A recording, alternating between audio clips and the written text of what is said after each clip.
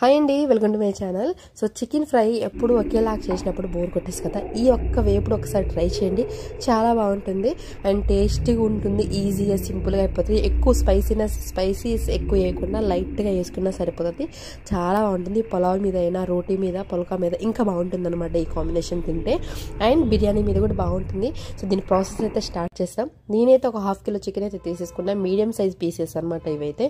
చక్కగా ఉప్పు నిమ్మకాయ వేసి మంచిగా కడిగేసుకోండి.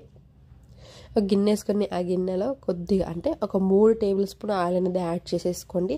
దీంట్లో మనం ఆనియన్ వేసుకుంటాం, టమాటా ఏమి కాబట్టి ఒక 3 టేబుల్ స్పూన్ ఆయిల్ వేసుకుంటే సరిపోతుంది. దాంట్లో లవంగాలు, ఒక స్టార్ పువ్వు, బిర్యానీ ఆకు, మిరియాలు, సో ఇవన్నీ వేసుకొని ఒక నిమిషం పాటు అలా చక్కగా ఫ్రై చేసేసుకోండి. ఎందుకంటే బిర్యానీ స్పైసెస్ ఎంత చక్కగా ఫ్రై అవుతాయి ఆయిల్లో అంత మంచి అరోమా వస్తుంది. మీరు గరం మసాలా అవి తక్కువ వేసుకున్నా సెట్ అయిపోతుంది అనమాట. ఆ ఫ్లేవర్ అనేది ఆయిల్లో మంచిగా సో వచ్చేస్తుంది అనమాట.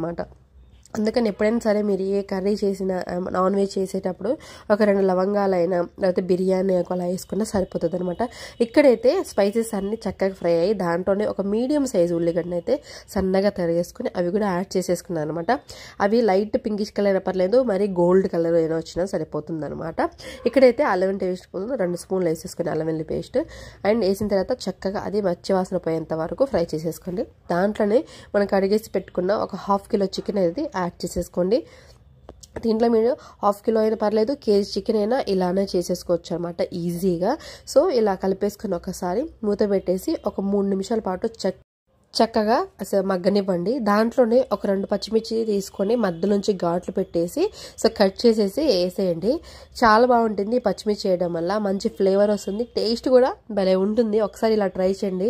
మధ్యలో ఈ పచ్చిమిర్చి తింటూ ఉంటే భలే ఉంటుంది. అంటే మగ్గిపోతుంది కదా, ఉడుకుతుంది. అండ్ ఇంకా దాంట్లో ఉన్న స్పైసెస్ కూడా మంచిగా చికెన్లో కలుస్తుంది అండ్ బాగుంటుంది ఫ్లేవర్ కూడా. సో మూత పెట్టేసుకొని మరొక 3 నిమిషాల పాటు అలానే మగ్గనివ్వండి. మధ్యలో 1 నిమిషంన్నర పాటు మధ్యలో తీసేసి ఒక్కసారి కొద్ది కరివేపాకు అనేది ఉంటే అది యాడ్ చేసేసుకోండి. మీ దగ్గర కొత్తిమీర ఉంటే కొత్తిమీర యాడ్ చేసుకొని ఒకసారి కలిపేసి చూసారు కదా, వాటర్ అంతా సో ఎగిరిపోయాయి అనమాట. చక్కగా డ్రై అయిపోయిన వాటర్ అంతా. సో ఇలా ఉంటే సరిపోతుంది. ఇక దీంట్లో మనం సాల్ట్ వేసేసుకోండి మీ టేస్ట్కి తగ్గట్టు. నేనైతే 1.5 స్పూన్ సాల్ట్ అనేది యాడ్ చేసేసుకున్నాను అనమాట. ఒక ½ స్పూన్ పసుపు యాడ్ చేసుకొని చక్కగా ఇవి 2 కలిసేలా కలిపేసుకోండి మొత్తం చికెన్ని.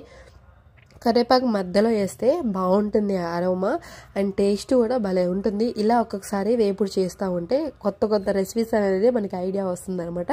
మూత పెట్టేసుకొని ఇంకొక నిమిషం పాటు అలా ఫ్రై చేసేసుకుంటే సరిపోతుంది అనమాట.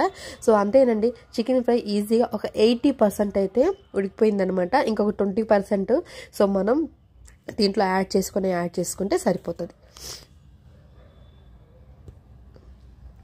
దీంట్లో యాడ్ చేసుకునే ఉంటే సరిపోతుంది అనమాట. కొత్తిమీర వేసుకున్న తర్వాత ఒకసారి ఫ్రై చేసుకొని మీ స్పైసీకి తగ్గట్టు కారం అనేది దీంట్లో యాడ్ చేసేసుకొని, నేనైతే 1.5 స్పూన్ కారం అనేది యాడ్ చేశాను.